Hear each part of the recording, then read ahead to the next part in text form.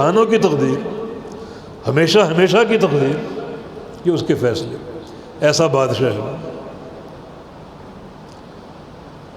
اس کے امر کی دوسری قسم امر شرعی،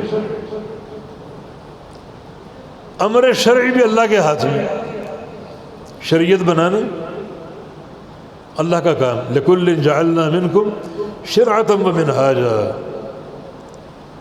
سب کے لیے شریعت ہم نے بنائی، یہاں بندوں کو اختیار دے دیا، کوئی مانے یا نہ مانے، اختیار دے دیا، شریعت اللہ ہی کی، فیصلے اللہ کے ہیں، جیسے اقیموا الصلاۃ آتوا الزکاۃ کتب علیکم الصیام کتب علیکم القصاص، یہ اللہ کے فیصلے ہیں، شرعی فیصلے، ان سب کو ماننا فرض ہے، مگر اللہ تعالیٰ نے آزادی دے دی، بتا دیا کہ مانو گے تو جنت ملے گی اور نہیں مانو گے تو جہنم میں جاؤ گے، تمہیں اختیار، جس راہ کو چاہے منتخب کر لو، مگر فیصلہ اللہ کا ہے، شریعت کسی اور کی نہیں چلے گی، کسی اور کی چلاؤ گے تو یہ وہ تجاوز ہوگا جو تمہارے لیے بربادی کا باعث ہوگا۔ اللہ کی شریعت ہے، اس کو ماننا پڑے گا، اور اگر نہیں مانو گے تو وہ بربادی کا راستہ ہے۔ مگر ماننا اور نہ ماننا بھی اللہ تعالیٰ کی مشیت کے تحت ہے، یہ دنیا اللہ کا کارخانہ ہے، اور اس کے اس کارخانے میں اس کی مرضی کے خلاف کچھ نہیں ہوتا، کوئی نیک ہے تو اللہ کی مرضی سے، کوئی بد ہے تو اللہ کی مرضی سے، کوئی جنت کے راہ پر گامزن ہے تو اللہ کی مرضی سے، اور کسی نے جہنم کا راستہ منتخب کیا تو اللہ کی مشیت سے، یہ اللہ کے علم میں جنت کا قابل کون ہے اور جہنم کے قابل کون ہے۔ تو تبارک الذی بیدہ الملک، وہ ذات بابرکت جس کے ہاتھ میں پوری دنیا کی بادشاہت ہے، کیونکہ وہ پوری دنیا کا خالق ہے تو پوری دنیا کا مالک بھی وہ ہے، اس نے ملکیت اپنے ہاتھ میں رکھی۔ جب پوری دنیا کا مالک وہ ہے کہ اور مالک نہیں ہے، ما یملک من قطمیر، جن کو تم اللہ کے سوا پکارتے ہو، وہ کھجور تو کیا، کھجور کی گٹھلی تو کیا، گٹھلی کے اندر ایک دھاگا ہے باریک سا، اس کے بھی مالک نہیں، اللہ مالک ہر شے کا۔ جب وہ خالق ہے اور وہی مالک ہے تو پھر امر تصرف اسی کا چلے گا، جو تبدیلی رونما ہوتی اس دنیا میں اللہ کے امر سے ہوتی، جو کچھ ہو رہا اللہ کے امر سے ہو رہا، یہ دنیا اللہ کا کارخانہ، اس میں جو کچھ ہو رہا اس کی مشیت سے ہو رہا، اس کی مرضی سے ہو رہا، اس کی مرضی اور مشیت کے خلاف کچھ نہیں ہو رہا، اسی کا تصرف، اسی کا امر، اس کا امر آتا ہے تو بارش برستی ہے، اس کا امر آتا ہے تو کوئی فقیر ہوتا ہے، کوئی صحت مند ہوتا ہے، کوئی بیمار ہوتا ہے، کوئی غریب ہوتا ہے، کوئی مالدار ہوتا ہے، اس کا امر آتا ہے تو عزت ملتی، اس کا امر آتا ہے تو ذلت ملتی، اس کا امر آتا ہے تو اناج ملتا ہے، پانی ملتا ہے، اس کے امر کے خلاف کچھ نہیں ہو رہا، اس کا امر نافذ۔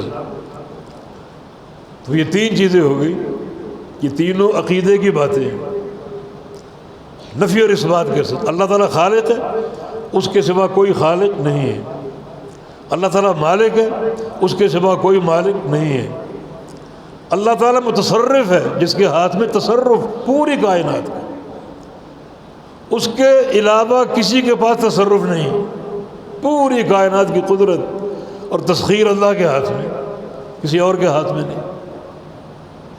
یہ اعتقادی مسائل، ان سارے امور کا تعلق توحید ربوبیت سے، اللہ تعالیٰ کو رب ماننا، رب ماننا یہ ساری تفصیل کے ساتھ۔ دیکھیں قبر میں یہ بنیادی سوال ہوگا، پہلا سوال مر ربو کا، تیرا رب کون ہے؟ یہ سوال آسان نہ لو، تیاری کر کے جانا، تیرا رب کون ہے؟ آپ سوچتے ہوں گے تو بچہ بھی جانتا رب اللہ ہے، نہیں، یہ ایک سوال بہت سے سوالوں کو ضمن میں لیتا ہے۔ مانا تیرا خالق کون ہے، تیرا مالک کون، تیرا رازق کون ہے، تیرا پورا اختیار کس کے ہاتھ میں تھا، بادشاہت کس کی تھی،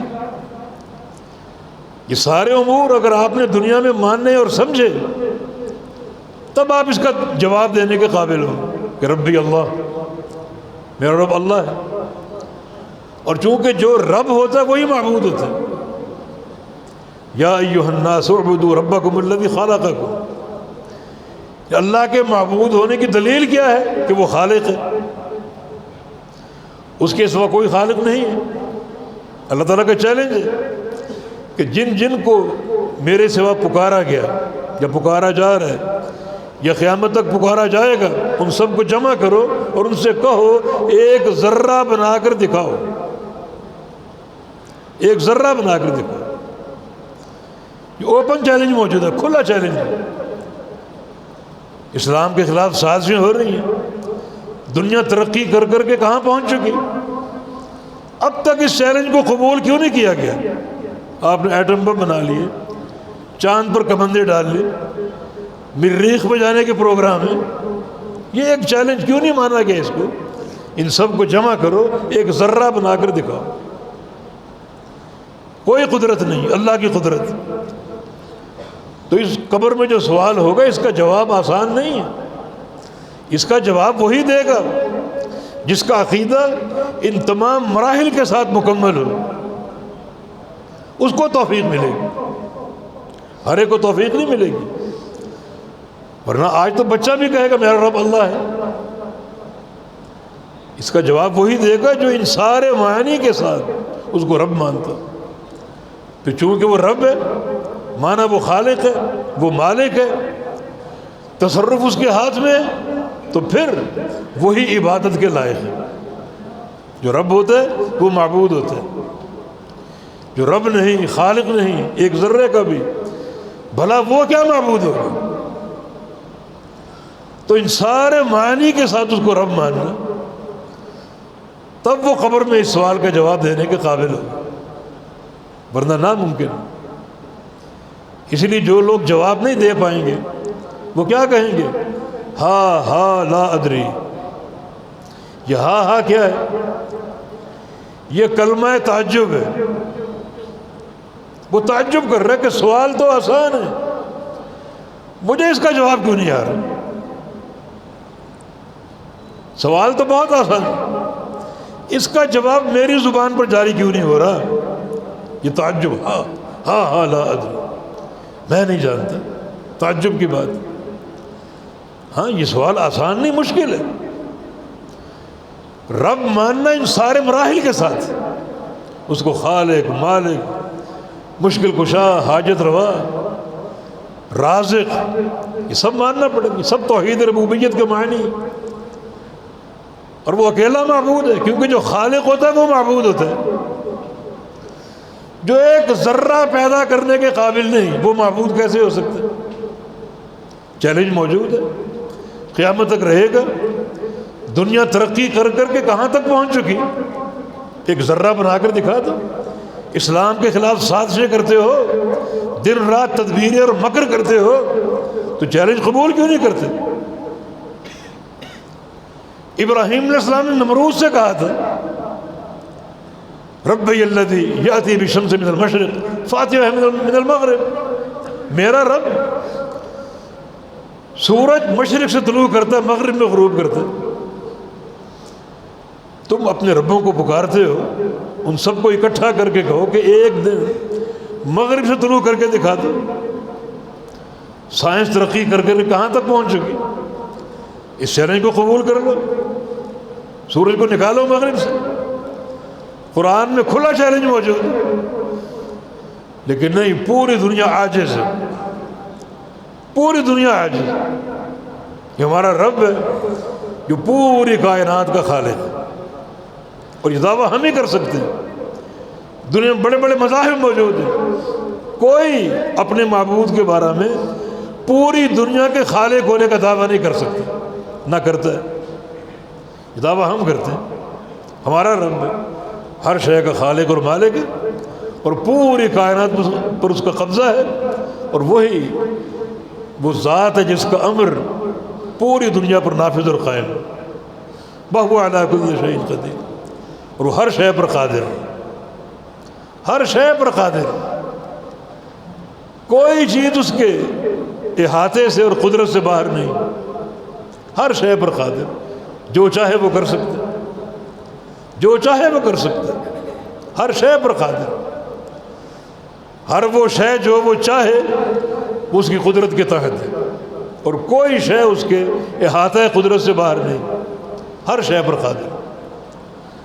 اور فرمایا کہ الذی خلق الموت والحیات، وہ ذات جس نے موت اور زندگی پیدا کی، موت اور حیات، یہ دو چیزیں اس خالق نے پیدا کی، موت بھی اور حیات بھی۔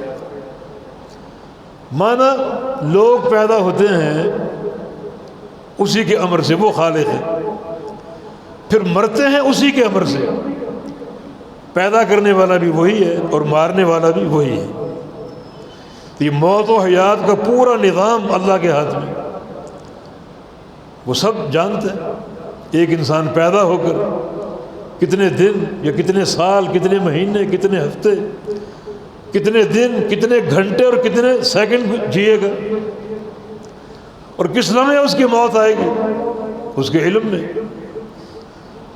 تقدیر میں لکھا ہوا ہے، اسی کے مطابق ہو رہا ہے، کوئی شے تقدیر کے خلاف نہیں، وہ اللہ کے فیصلے لکھے ہوئے اس کے مطابق ہی ہو رہا ہے۔ ہمیں اس کا علم نہیں، ہمیں علم کب ہوگا؟ جب ایک واقعہ ہو چکا ہو،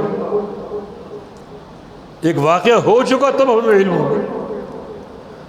اب جیسے آج ہم نے کوشش کی وقت پر پہنچنے کی لیکن لیٹ ہو گئے، ہمیں ہمارا جو علم اور عقیدہ ہے کہ تقدیر میں یہی لکھا ہوا تھا، یہ لیٹ آنا ہی لکھا ہوا تھا۔ نبی علیہ السلام نے عبداللہ بن عباس کو کچھ علم دیا، کچھ نصیحتیں دیں، اس میں کیا فرمایا؟ عبداللہ بن عباس سے کیا کہا کہ عبداللہ جان لو، اگر پوری کائنات جمع ہو جائے کس چیز پر؟ الا ینفعک بشیء، کہ تجھے کوئی نفع پہنچائے، کوئی فائدہ پہنچائے، تو کوئی فائدہ نہیں پہنچا سکتے الا ما کتب اللہ، مگر جو اللہ نے لکھا ہے بس۔ اور پوری دنیا اکٹھی ہو جائے تیرا نقصان کرنے پر، لا یضرک بشیء الا ما کتب اللہ، تیرا کوئی نقصان نہیں کر سکے گی مگر وہی جو اللہ نے لکھا ہوگا۔ یعنی پوری دنیا جمع ہو کر کسی کو ایک ذرے کا فائدہ نہیں دے سکتی، اور پوری دنیا جمع ہو کر کسی کا ایک ذرے کا نقصان نہیں کر سکتی۔ جو ہوگا وہی ہوگا جو اللہ نے لکھا ہوگا، یہ اللہ کی تقدیر ہے۔ فرمایا کہ جف القلم بما هو قائل، جو کچھ ہونے والا ہے اسے لکھ کر قلم خشک ہو چکی۔ تو تقدیر پر ان بنیادوں کے ساتھ ایمان لاؤ۔ تقدیر پر ایمان لانا یہ ایمان کا چھٹا رکن ہے، جس پر ایمان کی صحت قائم ہے۔ تو اللہ تعالیٰ نے موت و حیات اپنے قبضے میں رکھی، پیدا ہونے والا اللہ کے امر سے پیدا ہوتا ہے اور موت اللہ کے امر سے آئی۔ اللہ نے موت و حیات کیوں بنائی؟ فلسفہ موت و حیات کیا ہے وہ آگے بیان ہو رہے ہیں۔ لِيَبْلُوَكُمْ أَيُّكُمْ أَحْسَنُ عَمَلًا، تاکہ اللہ تم کو آزمائے احسن عمل کے ساتھ۔ احسن کا معنی سب سے خوبصورت عمل۔ کون کرتا ہے؟ کون لے کر آتا ہے؟ یعنی زندگی کیوں دی؟ تاکہ زندگی میں تم وہ عمل کرو جو سب سے اچھے ہیں، جو سب سے اچھے ہیں۔ یہ کہاں سے ملیں گے؟ بیٹھو سوچو، یہ سب سے اچھا عمل کہاں سے ملے گا؟ کوئی کہے گا باپ دادا سے، ان سے بہتر کوئی نہیں۔ کوئی اپنی قوم برادری کا نام لے گا، میرا خاندان سب سے اعلیٰ ہے، اس سے بہتر کسی کا عمل نہیں ہو سکتا۔ کسی کا کوئی پیر ہے، کسی کا کوئی مرشد ہے، کسی کا کوئی امام ہے، کسی کا کوئی شیخ ہے، وہ نام لیں گے، فلاں کا عمل احسن ہے، فلاں کا عمل احسن ہے۔ یہ تو ٹکراؤ ہے۔